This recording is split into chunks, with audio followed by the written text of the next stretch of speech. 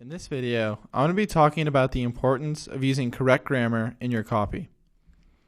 And it's really important because spelling or grammar errors are very distracting. If the person reading your copy sees these errors, it really makes them lose credibility with you. And that's because it shows that you didn't take it seriously, and that reflects poorly on the message you're trying to communicate. So if you have one or two mistakes, it's not the end of the world, but it's really important that you try to get rid of as many of them as possible. And the best way to get rid of grammar mistakes is simply to reread your copy out loud.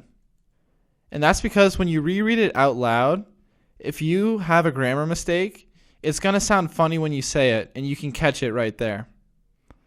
And it's actually even more effective if you have access to a printer, because then you can print a hard copy, and not only are you more likely to catch errors if you're reading it on an actual piece of paper, but then you can combine that with rereading it out loud, and that'll make you more likely to find grammar or spelling errors.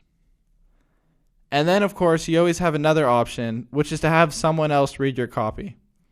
And I believe this is the best way to catch your spelling or grammar mistakes.